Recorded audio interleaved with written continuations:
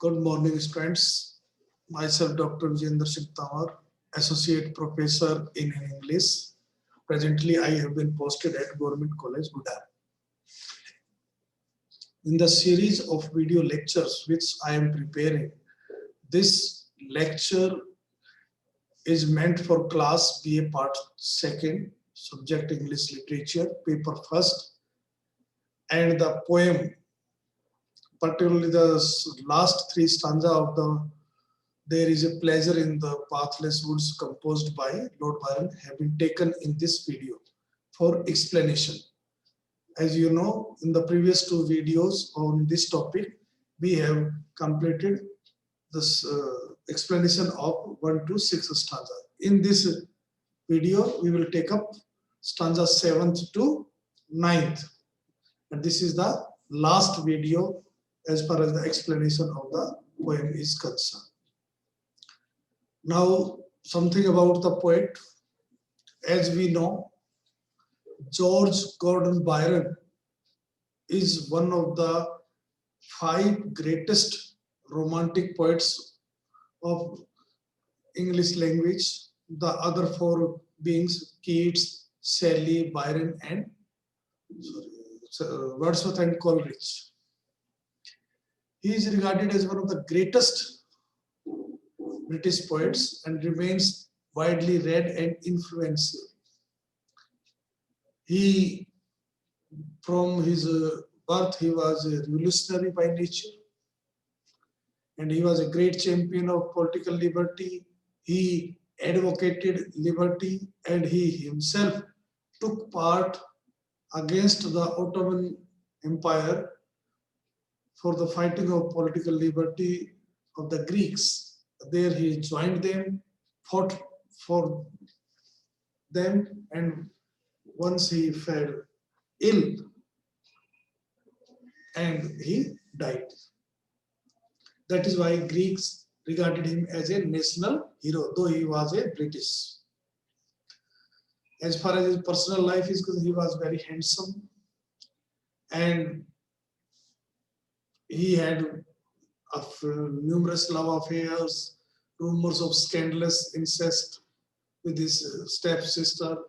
There were so many rumors, or whether they were rumors or actually the truth is not known, but he was attached with these things.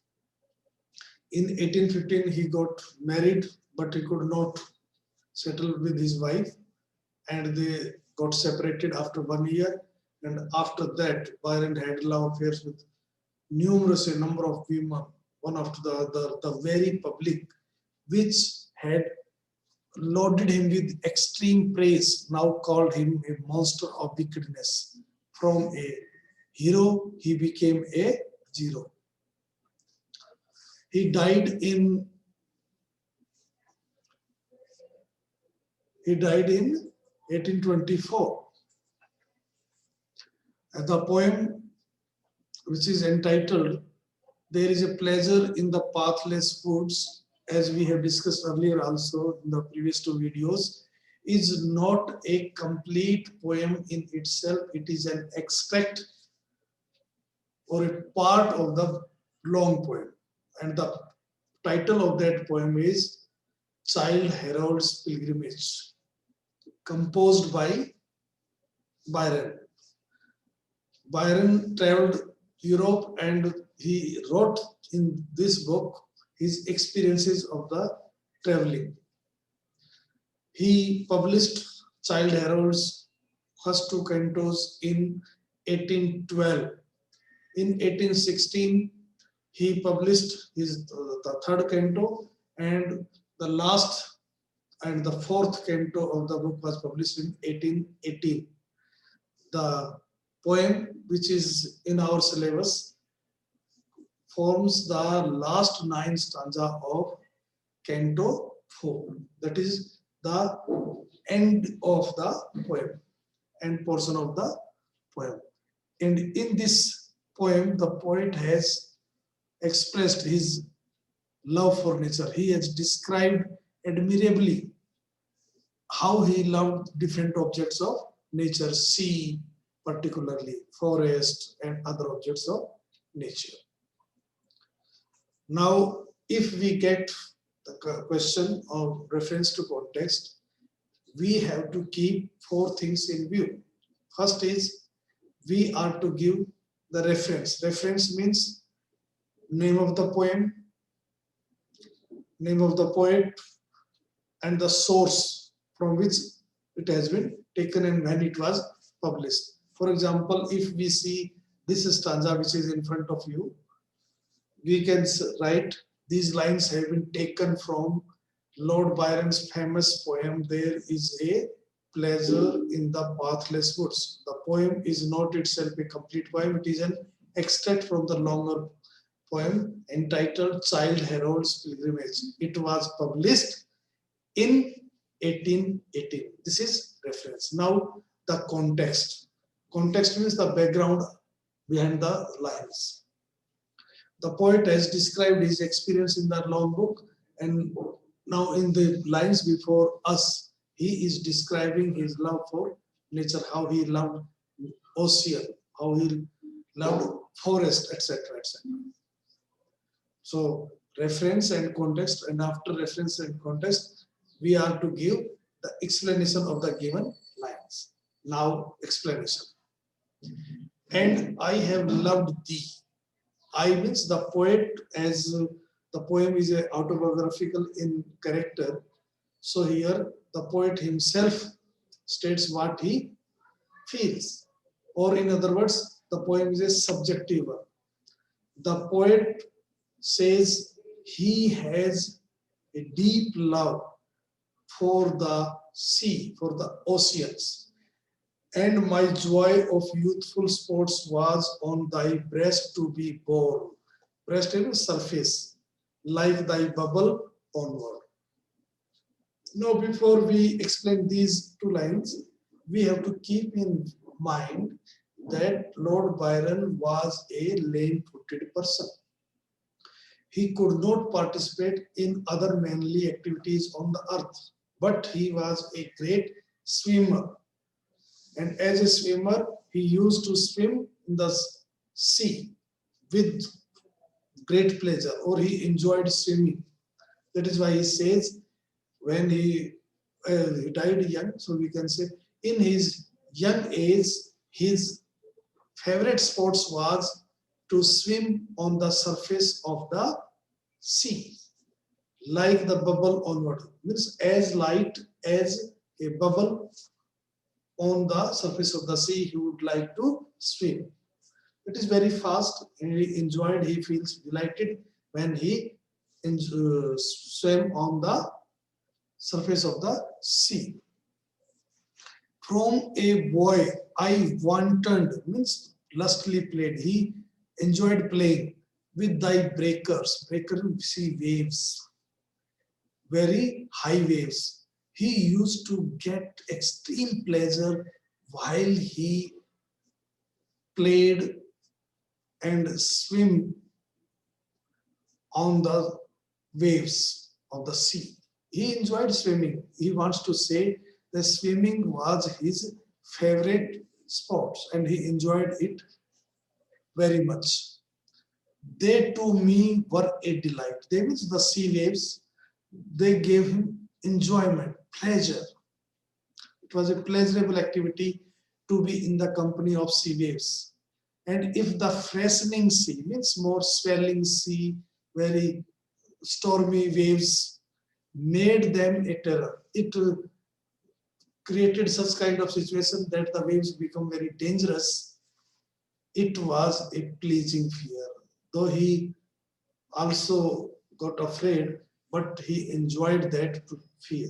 So it was a pleasant fear for him to be swimming in the dangerous looking waves of the sea. For I was as it were a child of thee. It appeared to him as if he himself the child of the sea. That is, it is a family matter. He was not afraid of the sea waves. And trusted, he believed to thy billows, waves far and near.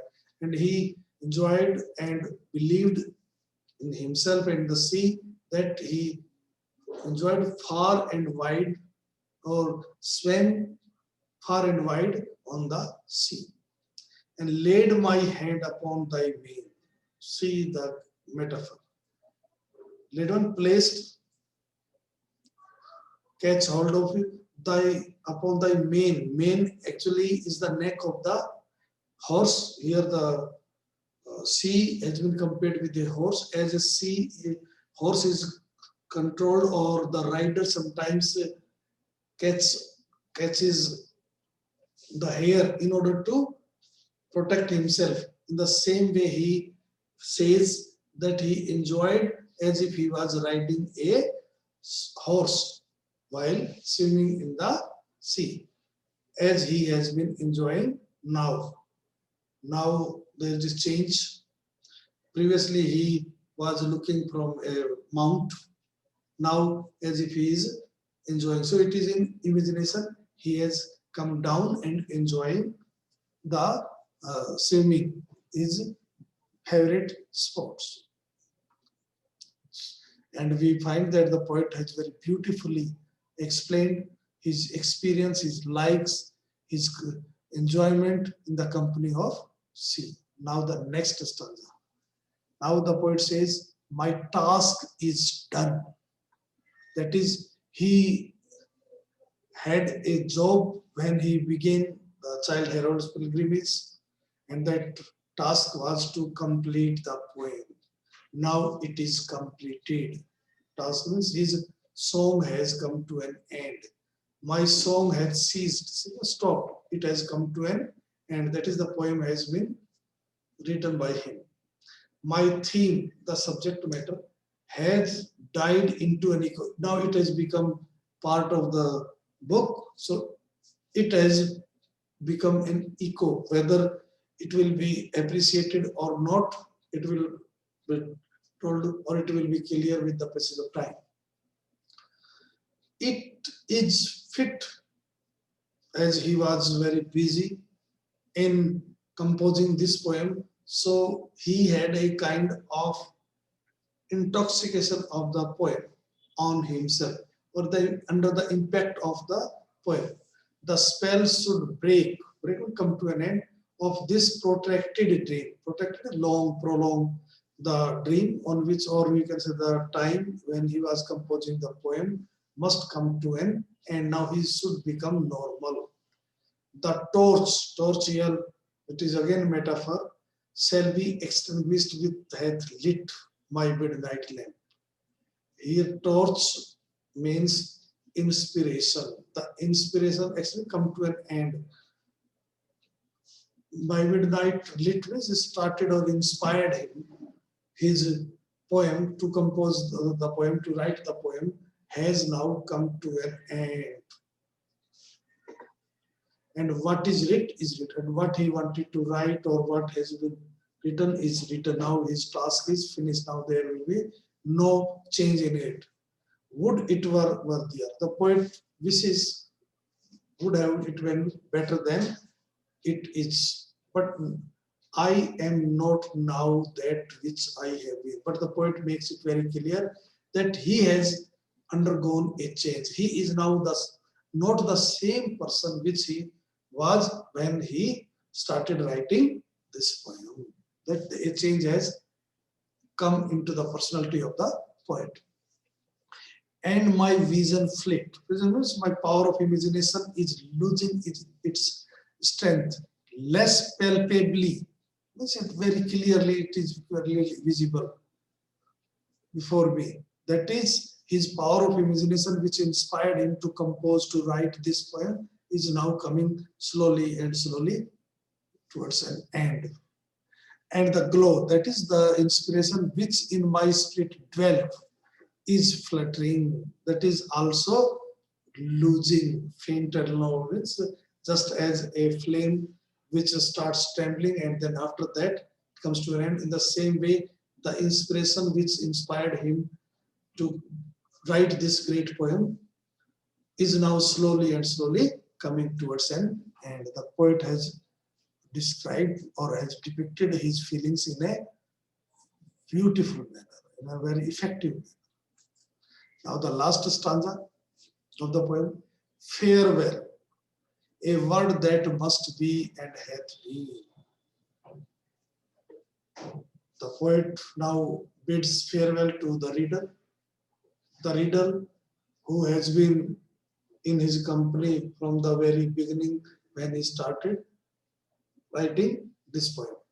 He wishes or he bids farewell to reader.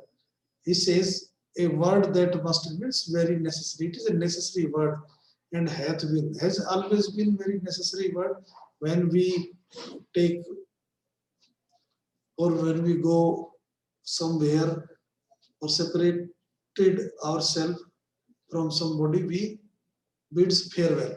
In the same way, he is now going away from the reader, and that is why he is wishing farewell. A sound which makes us linger, stay on a little longer. It is a word which inspires us to stay on a little longer. That we should stay for some more time. Yet, farewell.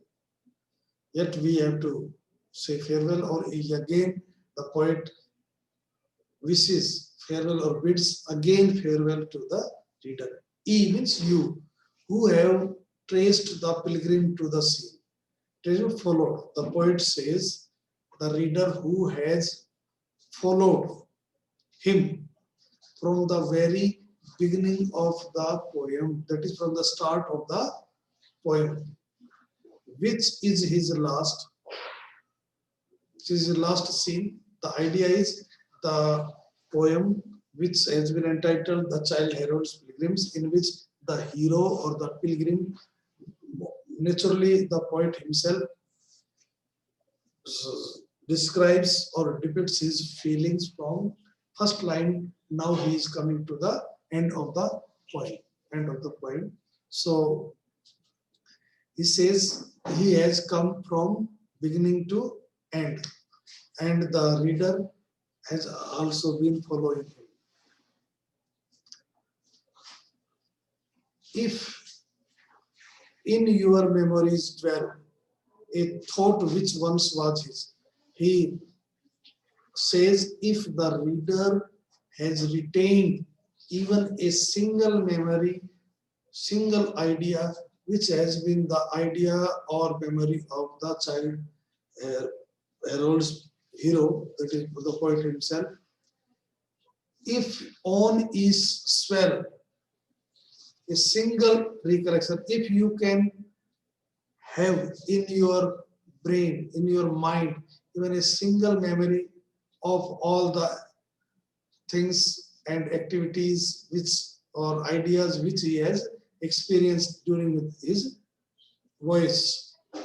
Not in vain he wore his sandal soon. Sandal soon is a kind of shoe, and scalp shell is a kind of an indicator. It is worn at the head. It indicates that the pilgrim is now returning after completing or after visiting the target journey. Now he is on return journey. So it means the poet admits that now he has completed his poem and now he is returning. It means his effort has not been in vain. He is quite successful. He is not a failed man because he has at least inspired his reader to some extent. Farewell. Again, the poet bids farewell to the reader. With him alone may rest the pain. If during the journey, that is during from first line to the last line, if the reader has suffered any kind of pain, has faced any kind of problems or suffered worries, that should be the worry of the poet or child herald.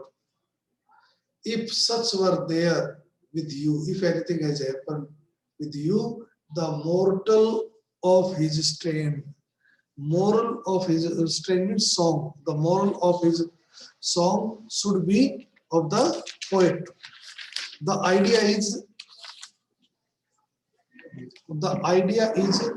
that if the poem has given any kind of moral, it is for the reader to draw it and to get benefited by it. If he has any kind of moral, it is the duty of the reader. In a different sense, it is for the readers to draw the necessary moral. The reader may learn from the suffering of the poet and get educated. In this way, the poet will learn something, and particularly the reader will also gain some knowledge. Thank you very much.